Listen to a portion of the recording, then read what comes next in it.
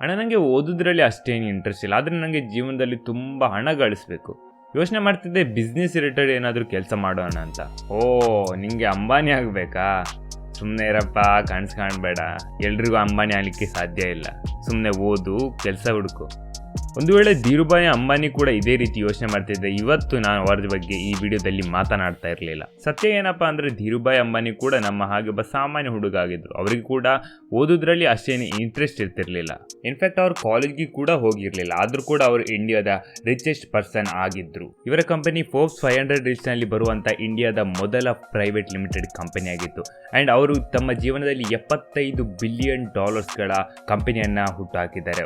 ನೆನಪಿರಲಿ, $1 ಬಿಲಿಯನ್ ಅಂದರೆ 100 ಕೋಟಿ, ಅದು ಕೂಡ 20 ವರ್ಷಗಳ ಹಿಂದೆ. ನೀವು ಇದನ್ನ ಕೇಳಿ ಹೊಟ್ಟೆ ಕಿಚ್ಚು ಪಡ್ಕೊಳ್ಳೋಕ್ಕಿಂತ ಬದಲು ಯೋಚನೆ ಮಾಡಬೇಕು ಅವರು ಹೇಗೆ ಇದನ್ನು ಅಚೀವ್ ಮಾಡಿದ್ರು ಅಂತ ಹೇಳಿ. ಹೇಗೆ ಅವರು ಸಣ್ಣ ಒಂದು ರೂಮ್ನಲ್ಲಿ ಜೀವನ ಮಾಡಿ ಇಷ್ಟು ದೊಡ್ಡ ಕಂಪನಿಯನ್ನು ಕಟ್ಟಿದ್ರು ಅಂತ ಹೇಳಿ. ಅವರು ಯಾವ ಪ್ರಿನ್ಸಿಪಲ್ಗಳನ್ನು ಯೂಸ್ ಮಾಡಿ ಇಷ್ಟೊಂದು ದೊಡ್ಡ ಸಕ್ಸಸ್ ಅನ್ನು ಅಚೀವ್ ಮಾಡಿದ್ರು. ಕೆಲವರು ಯೋಚನೆ ಮಾಡಬಹುದು, ಏನೋ ಗೋಲ್ಮಾಲ್ ಮಾಡಿ ಇಷ್ಟೆಲ್ಲ ಹಣ ಮಾಡಿರ್ಬೋದು ಅಂತ ಹೇಳಿ. ನೋಡಿ, ನೀವು ಒಂದು ಪರ್ಸನಲ್ಲಿ ನೆಗೆಟಿವ್ ಹುಡುಕಿದ್ರೆ ನೆಗೆಟಿವೇ ನಿಮಗೆ ಕಾಣ್ತದೆ, ಆದರೆ ಪಾಸಿಟಿವ್ ಹುಡುಕಿದ್ರೆ ಪ್ರತಿಯೊಂದು ಮನುಷ್ಯನಲ್ಲಿ ಪಾಸಿಟಿವ್ ಕೂಡ ಕಾಣ್ತದೆ. ಧೀರುಭಾಯಿ ಅಂಬಾನಿ ಅವರ ಹತ್ರ ಬಹಳಷ್ಟು ಪಾಸಿಟಿವ್ ವಿಷಯಗಳು ನಿಮಗೆ ಕಲಿಯುವಂಥದ್ದಿದೆ. ಅದಕ್ಕಾಗಿ ನಾನು ಈ ವಿಡಿಯೋದಲ್ಲಿ ಧೀರುಭಾಯಿ ಅಂಬಾನಿ ಅವರ ಟಾಪ್ 5 ಸಕ್ಸಸ್ ಲೆಸನ್ಗಳನ್ನು ನಿಮ್ಮ ಮುಂದೆ ಇಡ್ಲಿಕ್ಕಿದ್ದೇನೆ. So let's begin. Number 1, BBBLL. ಇದರ ಫುಲ್ ಫಾರ್ಮ್ ಮತ್ತೆ ಅರ್ಥ ಹೇಳೋಕ್ಕಿಂತ ಮೊದಲು ನಾನು ನಿಮಗೆ ಒಂದು ಸ್ಟೋರಿಯನ್ನು ಹೇಳಲಿಕ್ಕೆ ಇಷ್ಟಪಡ್ತೇನೆ. ಧೀರುಭಾಯಿ ಅಂಬಾನಿ ಅವರು ಒಬ್ಬ ಸ್ಕೂಲ್ ಟೀಚರ್ನ ಮಗನಾಗಿದ್ದರು. ಆದರೂ ಕೂಡ ಅವರಿಗೆ ಓದಿನಲ್ಲಿ ಅಷ್ಟೇನು ಇಂಟ್ರೆಸ್ಟ್ ಇರಲಿಲ್ಲ. ಇದರ ಅರ್ಥ ಅವರು ಲೈಫ್ನಲ್ಲಿ ಏನು ಮಾಡಲಿಕ್ಕೆ ಬಯಸ್ತಾ ಇಲ್ಲ ಅಂತ ಅಲ್ಲ, ಅವರಿಗೆ ಬಹಳ ಆಸೆ ಇತ್ತು. ಇನ್ಫ್ಯಾಕ್ಟ್ ಅವರು ತಮ್ಮ ತಾಯಿ ಹತ್ರ ಒಮ್ಮೆ ಹೇಳಿ ಕೂಡ ಇದ್ರು, ಅಮ್ಮ ನೋಡು, ನಾನು ದೊಡ್ಡಾದ್ಮೇಲೆ ಬಹಳಷ್ಟು ಹಣ ಗಳಿಸ್ತೇನಂತ. ನಾರ್ಮಲಿ ಅವರ ಮನೆ ಚೆನ್ನಾಗಿ ನಡೀತಾ ಇತ್ತು, ಆದರೆ ಹಣದ ಸಮಸ್ಯೆ ಅಲ್ಲಿ ಸ್ವಲ್ಪ ಇಲ್ಲಿ ಸ್ವಲ್ಪ ಇರ್ತಾ ಇತ್ತು. ಇದು ಧೀರುಭಾಯಿ ಅಂಬಾನಿಯವರಿಗೆ ಇಷ್ಟ ಇರಲಿಲ್ಲ. ಒಂದ್ಸಲ ಹೀಗೆ ಅವರು ತಮ್ಮ ಮನೆ ಹತ್ತಿರ ಇರುವಂಥ ಅಂಗಡಿಯಿಂದ ನೆಲಕಡಲೆಯನ್ನು ಪರ್ಚೇಸ್ ಮಾಡ್ತಾರೆ ಹೋಲ್ಸೇಲ್ನಲ್ಲಿ. ಆನಂತರ ಅದನ್ನು ಜನರಿಗೆ ರಿಟೇಲ್ ಪ್ರೈಸ್ನಲ್ಲಿ ಸೇಲ್ ಮಾಡ್ತಾರೆ. ಆ್ಯಂಡ್ ಇದರಿಂದ ಬಹಳಷ್ಟು ಪ್ರಾಫಿಟನ್ನು ಗಳಿಸಿ ಅದನ್ನು ನಂತರ ತಮ್ಮ ತಾಯಿಗೆ ತಂದು ಕೊಡ್ತಾರೆ. ಬಿಸ್ನೆಸ್ ಹುಚ್ಚು ಅವರಿಗೆ ಸಣ್ಣ ಪ್ರಾಯದಲ್ಲೇ ಶುರುವಾಗಿತ್ತು. 12-13 ವರ್ಷ ಇರಬೇಕಾದ್ರೆ ಅವರು ತಿಂಡಿ ಮಾರುವಂಥ ಬಿಸ್ನೆಸ್ಸನ್ನು ಮಾಡ್ತಾಯಿದ್ರು. ನಂತರ ಸುಮಾರು 17 ವರ್ಷದ ಪ್ರಾಯದಲ್ಲಿ ಅವರಿಗೆ ಹೊರದೇಶಕ್ಕೆ ಹೋಗಲಿಕ್ಕೆ ಅವಕಾಶ ಸಿಕ್ತು. ಅಲ್ಲಿ ಹೋಗಿ ಅವರು ಪೆಟ್ರೋಲ್ ಪಂಪಲ್ಲಿ ಕೆಲಸ ಮಾಡಿದ್ರು, ಇವನ್ ಕ್ಲರ್ಕ್ ಆಗಿ ಕೆಲಸ ಮಾಡಿದ್ರು ಅಂತ ಹೇಳ್ತಾರೆ. ಆ್ಯಂಡ್ ಇದರಿಂದ ಅವರು ಇಂಡಿಯಾಗೆ ಕಂಪೇರ್ ಮಾಡಿದರೆ ಭಾಳಷ್ಟು ಒಳ್ಳೆಯ ಅರ್ನಿಂಗನ್ನು ಮಾಡ್ತಾಯಿದ್ರು. ಆದರೆ ಸಿಚುವೇಶನ್ ಏನೋ ಆಯಿತು, ಇದರಿಂದಾಗಿ ಅವರು ಹಿಂದೆ ಇಂಡಿಯಾಗೆ ಬರಬೇಕಾಯಿತು. ಆ್ಯಂಡ್ ಇದು ಅವರ ಲೈಫ್ನ ಭಾಳ ದೊಡ್ಡ ಟರ್ನಿಂಗ್ ಪಾಯಿಂಟ್ ಆಗಿತ್ತು. ಯಾಕಂದರೆ ಈಗ ಅವರು ಚಿಕ್ಕಂದಿನ ನೋಡ್ತಿದ್ದ ಕನಸುಗಳನ್ನು ನನಸು ಮಾಡಲಿಕ್ಕೆ ಶುರು ಮಾಡಿದರು. ಸೊ ಈ ಕಥೆಯಿಂದ ನೀವೇನು ಕಲಿಬೇಕು? ನೀವು ಕಲಿಬೇಕು DBBSS, ಅಂದರೆ dream big but start small. ನೋಡಿ, ಬೇಸಿಕಲಿ 2 ಟೈಪ್ನ ಜನರು ಇರ್ತಾರೆ. ಒಂದು, ದೊಡ್ಡದೇನು ಯೋಚನೆ ಮಾಡಲ್ಲ, ಹೀಗೆ ಲೈಫ್ ನಡೀತಿರ್ತದೆ ಹಾಗೇ ಹೋಗ್ತಾರೆ. ಓದು, ಜಾಬ್, ಮಕ್ಕಳು, ಮದುವೆ, ಇದೇ ನಾರ್ಮಲ್ ಜೀವನವನ್ನು ನಡೆಸಲಿಕ್ಕೆ ಇಷ್ಟಪಡ್ತಾರೆ. ಇನ್ನೊಂದು ಕಡೆ ಕೆಲವರು ತುಂಬಾ ದೊಡ್ಡ ಯೋಚನೆ ಮಾಡ್ತಾರೆ, ನಾನು ಅದು ಮಾಡ್ತೇನೆ, ಇದು ಮಾಡ್ತೇನೆ, ಹಾಗೆ ಮಾಡ್ತೇನೆ, ಹೀಗೆ ಮಾಡ್ತೇನೆ ಅಂತ. ಅವರು ಕೂಡ ಲೈಫ್ನಲ್ಲಿ ಫೇಲ್ ಆಗ್ತಾರೆ, ಯಾಕಂದರೆ ಅವರ ಪ್ಲ್ಯಾನ್ಗಳು ಅನ್ರಿಯಲಿಸ್ಟಿಕ್ ಆಗಿರುತ್ತದೆ. ನೀವು ಇದೆರಡರಲ್ಲಿ ಯಾವುದು ಆಗಬೇಡಿ. ನೀವು ಧೀರುಭಾಯಿ ಅಂಬಾನಿ ಥರ ಆಗಿ ಯೋಚನೆ ತುಂಬ ದೊಡ್ಡ ಮಾಡಿ, ಆದರೆ ಸ್ಟೆಪ್ಸ್ ಸಣ್ಣ ತಗೊಳ್ಳಿ. $1 ಬಿಲಿಯನ್ ಬಿಸ್ನೆಸ್ಗಳನ್ನು ತಯಾರು ಮಾಡೋಕ್ಕಿಂತ ಮೊದಲು ಸಣ್ಣ ಬಿಸ್ನೆಸ್ಗಳನ್ನು ಮಾಡಿ ಪ್ರಾಫಿಟನ್ನು ಗಳಿಸಿ. ಇದರಿಂದಾಗಿ ನಿಮಗೆ $1 ಬಿಲಿಯನ್ ಗಳಿಸಲಿಕ್ಕೆ ತುಂಬ ಈಸಿ ಆಗುತ್ತೆ. Number 2, skills over education. Dhirubhai Ambani ಅವರು ಕಾಲೇಜಿಗೆ ಹೋಗದೆ ಕೂಡ ಅಷ್ಟು ದೊಡ್ಡ ಬಿಲಿಯನರ್ ಆದರು, ಯಾಕಂದರೆ ಅವರು ಬಹಳ ಬೇಗ ಸ್ಕಿಲ್ನ ವ್ಯಾಲ್ಯೂವನ್ನು ಅರ್ಥಕೊಂಡಿದ್ರು. ಅಂಬಾನಿಯವರು ಕಾಲೇಜಿಗೆ ಹೋಗಿಲ್ಲ ಅಂತಾದರೂ ಏನು ಕಲೀಲಿಲ್ಲ ಅಂತ ಅರ್ಥ ಅಲ್ಲ. ಅವರು ಯಮನ್ನಲ್ಲಿ ಇರಬೇಕಾದ್ರೆ ಎಕ್ಸ್ಟ್ರಾ ಟೈಮನ್ನು ತಗೊಂಡು ಅವರು ಅಕೌಂಟಿಂಗನ್ನು ಕಲಿತರು, ಬುಕ್ ಕೀಪಿಂಗನ್ನು ಕಲಿತರು, ನಂತರ ಕ್ಲೈಂಟ್ಸ್ಗಳ ಜೊತೆ ಮಾತನಾಡೋದನ್ನು ಕಲಿತರು. ಇದರಿಂದ ಅವರ ನೆಗೋಷಿಯೇಷನ್ ಸ್ಕಿಲ್ಸ್ ತುಂಬಾ ಹೆಚ್ಚಾಯಿತು. ಅದರಿಂದ ನೆನಪಿರಲಿ, ಕೇವಲ ಡಿಗ್ರಿ ಹಿಡ್ಕೊಂಡು ಬಿಸ್ನೆಸ್ಸನ್ನು ಸ್ಟಾರ್ಟ್ ಮಾಡಲಿಕ್ಕೆ ಸಾಧ್ಯ ಇಲ್ಲ. ನಿಮ್ಮ ಹತ್ರ ಸ್ಕಿಲ್ಗಳು ಇರಲೇಬೇಕಾಗುತ್ತೆ. ಯಾಕಂದರೆ ದೊಡ್ಡ ಬಿಸ್ನೆಸ್ಸನ್ನು ಸ್ಟಾರ್ಟ್ ಮಾಡಬೇಕಾದ್ರೆ ನಿಮ್ಮ ಸ್ಕಿಲ್ಲಿಂದ ಸ್ವಲ್ಪ ಹಣವನ್ನು ಮೊದಲಿಗೆ ನೀವು ಅರ್ನ್ ಮಾಡಲೇಬೇಕಾಗುತ್ತೆ. ರೀಸೆಂಟ್ಲಿ ನಾನು ಆ್ಯಪಲ್ನ CEO ಆಗಿರುವಂತಹ ಟಿಮ್ ಕುಕ್ ಅವರ ಇಂಟರ್ವ್ಯೂವನ್ನು ನೋಡ್ತಾ ಇದ್ದರೆ ಅಲ್ಲಿ ಅವರು ಹೇಳ್ತಾ ಇದ್ರು, ಅವರು ತಮ್ಮ ಪ್ರಾಡಕ್ಟ್ಸ್ಗಳನ್ನು ಚೈನಾದಲ್ಲಿ ಯಾಕೆ ಮ್ಯಾನುಫ್ಯಾಕ್ಚರ್ ಮಾಡ್ತಾರೆ ಅಂತ ಹೇಳಿದರೆ ಅಲ್ಲಿ ಚೀಪಾಗಿ ಆಗುತ್ತೆ ಅಂತ ಅಲ್ಲ. ಅವರಲ್ಲಿ ಯಾಕೆ ಮ್ಯಾನುಫ್ಯಾಕ್ಚರ್ ಮಾಡ್ತಾರೆ ಅಂತ ಹೇಳಿದರೆ ಅಲ್ಲಿನ ಜನರಲ್ಲಿ ತುಂಬಾ ಟ್ಯಾಲೆಂಟ್ ಇದೆ, ಅವರಲ್ಲಿ ತುಂಬ ಸ್ಕಿಲ್ ಇದೆ. ಅವರು ಕಡಿಮೆ ಸಮಯದಲ್ಲಿ ಬೆಸ್ಟ್ ಕ್ವಾಲಿಟಿಯ ಪ್ರಾಡಕ್ಟ್ಸ್ಗಳನ್ನು ಮಾಡಿಕೊಡ್ತಾರೆ. ಇದೇ ರೀತಿ ನಾವು ಕೂಡ ಸಕ್ಸಸ್ಫುಲ್ ಆಗಬೇಕಾದ್ರೆ ನಮ್ಮ ಸ್ಕಿಲ್ನ ಮೇಲೆ ವರ್ಕ್ ಮಾಡಬೇಕು. ಸ್ವಲ್ಪ ಅಲ್ಲ, ಬೆಸ್ಟ್ ಆಗಿರಬೇಕು. ಈಗ ನಾವು ಬರೋಣ 3rd ಲೆಸನ್ಗೆ, ಅದು ಕ್ವಾಲಿಟಿ ರೂಲ್ಸ್. ತುಂಬ ಜನ ಹೇಳ್ತಾರೆ ಧೀರುಭಾಯಿ ಅಂಬಾನಿ ಅವರು ಕೆಟ್ಟ ಕೆಲಸ ಮಾಡಿ ಮುಂದೆ ಬಂದರು ಅಂತ ಹೇಳಿ. ಆದರೆ ಅವರು ಅರ್ಥ ಮಾಡ್ಕೊಳ್ಳಲ್ಲ ಧೀರುಭಾಯ್ ಅಂಬಾನಿಯವರ ಸಕ್ಸಸ್ನ ಹಿಂದೆ ಅವರ ಪ್ರಾಡಕ್ಟ್ನ ಕ್ವಾಲಿಟಿಯ ಪಾತ್ರ ಬಹಳ ದೊಡ್ಡದಾಗಿತ್ತು. ಯಾವಾಗ ಧೀರುಭಾಯ್ ಅಂಬಾನಿಯವರು ಭಾರತಕ್ಕೆ ವಾಪಸ್ಸಾದರು ಆಗ ಅವರ ಹತ್ರ 500 ರೂಪಾಯಿ ಇತ್ತು. ಆ್ಯಂಡ್ ಈ 500 ರೂಪಾಯಿಂದ ಅವರೊಂದು ಮಸಾಲೆ ಬಿಸ್ನೆಸ್ಸನ್ನು ಸ್ಟಾರ್ಟ್ ಮಾಡಿದ್ರು. ಇಷ್ಟು ಕಡಿಮೆ ಹಣದಲ್ಲಿ ಬೇರೆಯವರಾಗಿ ಅವರು ಕೂಡ ಕಡಿಮೆ ಕ್ವಾಲಿಟಿಯ ಮಸಾಲೆಯನ್ನು ಮಾಡಿ ಬಹಳಷ್ಟು ಪ್ರಾಫಿಟನ್ನು ಗಳಿಸ್ಬೋದಿತ್ತು. ಆದರೆ ಅವರು ಹಾಗೆ ಮಾಡಿಲ್ಲ.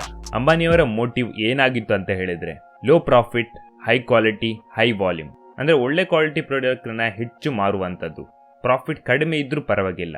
ಆ್ಯಂಡ್ ಇದೇ ಪ್ರಿನ್ಸಿಪಲ್ನಿಂದ ಅವರು ಕೇವಲ ಇಂಡಿಯಾದಲ್ಲಿ ಅಲ್ಲ ಬಹಳಷ್ಟು ದೇಶದಲ್ಲಿ ತಮ್ಮ ಮಸಾಲೆಯನ್ನು ಮಾರಾಟ ಮಾಡಲಿಕ್ಕೆ ಶುರು ಮಾಡಿದರು. ಎಲ್ಲರೂ ಅವರಿಂದ ಖರೀದಿಸ್ತಾ ಇದ್ರು, ಯಾಕಂದರೆ ಅವರ ಕ್ವಾಲಿಟಿ ತುಂಬಾ ಚೆನ್ನಾಗಿರ್ತಿತ್ತು. ನಂತರ ಅವರು ತಮ್ಮ ಮಸಾಲೆ ಬಿಸ್ನೆಸ್ಸನ್ನು ಬದಿಗಿಟ್ಟು ನಂತರ ಯಾರ್ನ ಬಿಸ್ನೆಸ್ಸಿಗೆ ಬಂದಾಗ ಅವರು ಅಲ್ಲಿ ಕೂಡ ಕ್ವಾಲಿಟಿಯನ್ನು ತಮ್ಮ ಮೇನ್ ಸೂತ್ರವನ್ನಾಗಿ ಉಪಯೋಗಿಸ್ಕೊಂಡು ವಿಮಲ್ ಬ್ರ್ಯಾಂಡನ್ನು ಮಾಡಿದರು.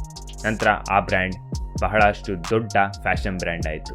ನಂತರ ಅವರು ತಮ್ಮ ಅಹಮದಾಬಾದ್ನಲ್ಲಿ ಮಿಲ್ಲನ್ನು ಸ್ಟಾರ್ಟ್ ಮಾಡಬೇಕಾದ್ರೂ ಕೂಡ ಅಲ್ಲಿ ಅವರು ಹೈ ಕ್ವಾಲಿಟಿ ಮೆಷಿನ್ಗಳನ್ನು ಯೂಸ್ ಮಾಡಿದರು, ಸೊ ದ್ಯಾಟ್ ಅವ್ರ ಹೈ ಕ್ವಾಲಿಟಿ ಔಟ್ಪುಟನ್ನು ಕೊಡಲಿಕ್ಕೆ ಸಾಧ್ಯ ಆಗಲಿ ಅಂತ. ಇದೇ ಹೈ ಕ್ವಾಲಿಟಿಯಿಂದಾಗಿ ವರ್ಲ್ಡ್ ಬ್ಯಾಂಕ್ ಅವರಿಗೆ ಎಕ್ಸಲೆಂಟ್ನ ಅವಾರ್ಡನ್ನು ಕೊಡ್ತು. ಅಂದರೆ ಇಂಡಿಯಾದ ಸ್ಟ್ರಗಲಿಂಗ್ ಟೈಮ್ನಲ್ಲಿ ಕೂಡ ಅವರು ವರ್ಲ್ಡ್ ಕ್ಲಾಸ್ ಡೆವಲಪ್ಡ್ ಕಂಟ್ರಿಗಳ ಲೆವೆಲ್ನ ಮೆಷಿನ್ಗಳನ್ನು ಯೂಸ್ ಮಾಡಿದರು.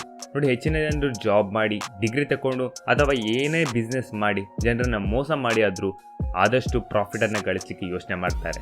ಆದರೆ ಅವರು ಕ್ವಾಲಿಟಿ ಬಗ್ಗೆ ಗಮನ ಕೊಡಲ್ಲ. ಈ ಅಪ್ರೋಚ್ ತುಂಬ ತಪ್ಪಾಗಿದೆ. ಯಾಕಂದರೆ ಈಗ ನೀವು ನೋಡ್ಬೋದು, ಈಗ ಡಿಗ್ರಿಯ ವ್ಯಾಲ್ಯೂ ಇಲ್ಲ, ಸ್ಕಿಲ್ನ ವ್ಯಾಲ್ಯೂ ಇದೆ.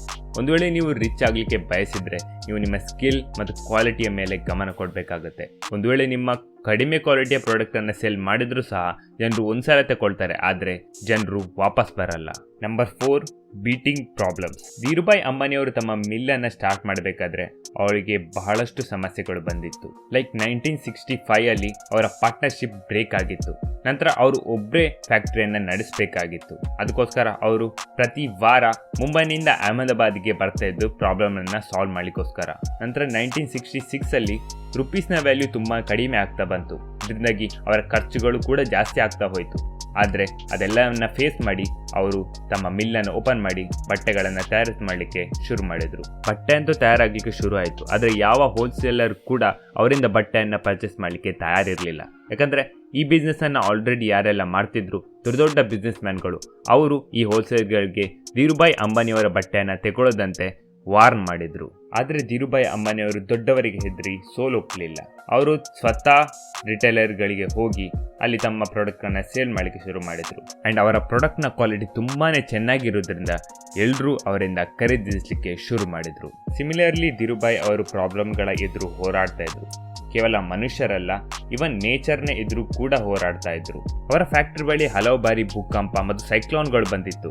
ಆದರೂ ಅವರು ಆ ಪ್ರಾಬ್ಲಮ್ಗಳನ್ನು ಸಾಲ್ವ್ ಮಾಡಿ ತಮ್ಮ ಫ್ಯಾಕ್ಟ್ರಿಯನ್ನು ಮುಂದೆ ನಡೆಸ್ತಾ ಹೋದರು. ಇಷ್ಟೆಲ್ಲ 1986 ಅವರಿಗೆ ಪ್ಯಾರಾಲಿಸಿಸ್ ಸ್ಟ್ರೋಕ್ ಬಂದಿತ್ತು. ಅದನ್ನು ಕೂಡ ಅವರು ಗೆದ್ದು ಬಂದು ರಿಲಯನ್ಸ್ ಅನ್ನ ಇಂಡಿಯಾದ ಬಿಗ್ಗೆಸ್ಟ್ ಬಿಸ್ನೆಸ್ ಹೌಸ್ ಅನ್ನಾಗಿ ಮಾಡಿದ್ರು. ಇದನ್ನು ಯಾಕೆ ಹೇಳ್ತಾ ಇದ್ದೇನೆ ಅಂತ ಹೇಳಿದ್ರೆ, ಹೆಚ್ಚಿನವರು ತಮ್ಮ ಲೈಫ್ನಲ್ಲಿ ಪ್ರಾಬ್ಲಮ್ಗಳನ್ನು ಫೇಸ್ ಮಾಡಲ್ಲ. ಭೂಕಂಪ, ಸುನಾಮಿ ಅಂತೂ ಬಿಡಿ, ಸಣ್ಣ ಸಣ್ಣ ಪ್ರಾಬ್ಲಮ್ಗಳಿಗೂ ಸೋಲೊಪ್ಪಿಕೊಳ್ಬಿಡ್ತಾರೆ. ಹೀಗೆ ಮಾಡುವಂಥದ್ದು ಸರಿಯಲ್ಲ. ಪ್ರಾಬ್ಲಮ್ ಏನೇ ಬರಲಿ, ನೀವು ನಿಮ್ಮ ಗೋಲನ್ನು ನೆನಪಿನಲ್ಲಿಟ್ಕೊಳ್ಬೇಕು. ಆ್ಯಂಡ್ ಏನೇ ಆದರೂ ಆ ಗೋಲನ್ನು ಕಂಪ್ಲೀಟ್ ಮಾಡಬೇಕು. Number 5, dream big, fast and ahead. ಮಸಾಲೆ ಬಿಸ್ನೆಸ್ಸಲ್ಲಿ ಧೀರುಭಾಯ್ ಅಂಬಾನಿಯವರಿಗೆ ತುಂಬಾ ಪ್ರಾಫಿಟ್ ಆಗ್ತಿತ್ತು. ಆದರೆ ಅವರು ಅದು ಬಿಟ್ಟು ಬಟ್ಟೆ ಬಿಸ್ನೆಸ್ಸಿಗೆ ಯಾಕೆ ಬಂದರು ಅಂತ ಹೇಳಿದರೆ, ಅವರು ತುಂಬ ದೊಡ್ಡ ಯೋಚನೆ ಮಾಡ್ತಿದ್ರು, ಫಾಸ್ಟಾಗಿ ಯೋಚನೆ ಮಾಡ್ತಿದ್ರು ಮತ್ತು ಫ್ಯೂಚರ್ನ ಬಗ್ಗೆ ಯೋಚನೆ ಮಾಡ್ತಾಯಿದ್ರು. ಯಾಕಂದರೆ ಅವರಿಗೆ ಟೆಕ್ಸ್ಟೈಲ್ ಇಂಡಸ್ಟ್ರಿಯಲ್ಲಿ ಬಹಳ ದೊಡ್ಡ ಸ್ಕೋಪ್ ಕಂಡಿತ್ತು. ನಂತರ ಅದನ್ನು ಹಿಟ್ ಮಾಡಿ ಪೆಟ್ರೋಕೆಮಿಕಲ್ಸ್ಗೆ ಬಂದರು. ಅದರ ನಂತರ ರಿಲಯನ್ಸ್ ಕಮ್ಯುನಿಕೇಷನ್, ನಂತರ ಗ್ಯಾಸ್, ಎಕ್ಸೆಟ್ರಾ. ಹೆಚ್ಚಿನವರು ಬಹಳ ಸ್ಲೋ ಯೋಚನೆ ಮಾಡ್ತಾರೆ ಮತ್ತು ಫ್ಯೂಚರ್ನ ಬಗ್ಗೆ ಯೋಚನೆ ಮಾಡಲ್ಲ. ಆದರೆ ಧೀರುಭಾಯ್ ಅಂಬಾನಿಯವರು ಇದರ ಉಲ್ಟಾಗಿದ್ದರು. ಎಕ್ಸಾಂಪಲ್, 1977 ಅವರು ಇಂಡಿಯಾದಲ್ಲಿ ಮೊದಲ ಬಾರಿಗೆ IPOನ ಲಾಂಚ್ ಮಾಡಿದರು. ಯಾಕಂದರೆ ಅವರಿಗೆ ಗೊತ್ತಿತ್ತು ಅವರು ಕೇವಲ ತಮ್ಮ ಹಣದಿಂದ ಬಹಳ ದೊಡ್ಡ ಬಿಸ್ನೆಸ್ಸನ್ನು ಕಟ್ಟಲಿಕ್ಕೆ ಸಾಧ್ಯ ಇಲ್ಲ ಅಂತ ಹೇಳಿ. ಇದರಿಂದಾಗಿ ಅವರ ಬಳಿ 56 ಇನ್ವೆಸ್ಟರ್ಸ್ಗಳು ಬಂದರು. ಆ್ಯಂಡ್ ಇದೊಂದು ಬಹಳ ದೊಡ್ಡ ರೆಕಾರ್ಡ್ ಆಗಿತ್ತು. ಹೆಚ್ಚಿನ ಜನರು ಬಿಸ್ನೆಸ್ ಬಗ್ಗೆ ಯೋಚನೆ ಮಾಡ್ತಾರೆ, ಆದರೆ ಬಹಳ ಸ್ಲೋ ಆಗಿ ಯೋಚನೆ ಮಾಡ್ತಾರೆ. ಫ್ಯೂಚರ್ನ ಬಗ್ಗೆ ಯೋಚನೆ ಮಾಡಲ್ಲ. ಆ್ಯಕ್ಷನ್ ತಗೊಳ್ಳೋದ್ರಲ್ಲಿ ಬಹಳ ಸ್ಲೋ ಆಗಿರ್ತಾರೆ. ಇದರಿಂದಾಗಿ ಅವರ ಅಂಬಾನಿ ಥರ ಆಗಲಿಕ್ಕೆ ಸಾಧ್ಯ ಆಗೋದಿಲ್ಲ.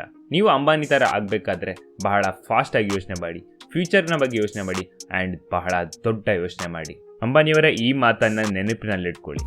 ಯಾವ ವ್ಯಕ್ತಿಗೆ ಕನಸು ಕಾಣಲಿಕ್ಕೆ ಸಾಧ್ಯ ಇದೆಯೋ ಆ ವ್ಯಕ್ತಿಗೆ ಅದನ್ನು ನನಸು ಮಾಡಲಿಕ್ಕೂ ಕೂಡ ಸಾಧ್ಯ ಇದೆ. ಸೊ ಇದೇ ಧೀರುಭಾಯ್ ಅಂಬಾನಿಯವರ ಲೈಫ್ನಿಂದ ಕಲಿತಂಥ 5 ಲೆಸನ್ಗಳು. ವಿಡಿಯೋ ಚೆನ್ನಾಗಿ ಅನಿಸಿದರೆ ಲೈಕ್ ಮಾಡಿ, ಆ್ಯಂಡ್ ಯಾರಾದರೂ ಬಿಸ್ನೆಸ್ ಮಾಡುವ ಬಗ್ಗೆ ಯೋಚನೆ ಮಾಡ್ತಿದ್ರೆ ಅವ್ರ ಜೊತೆ ಈ ವಿಡಿಯೋವನ್ನು ಶೇರ್ ಮಾಡಿ. ಚಾನಲ್ಗೆ ಹೊಸಬರಾಗಿದ್ದರೆ ಚಾನಲನ್ನು ಸಬ್ಸ್ಕ್ರೈಬ್ ಮಾಡಿ, ಬೆಲ್ ಐಕನ್ ಕೂಡ ಪ್ರೆಸ್ ಮಾಡಿ. ಧನ್ಯವಾದಗಳು.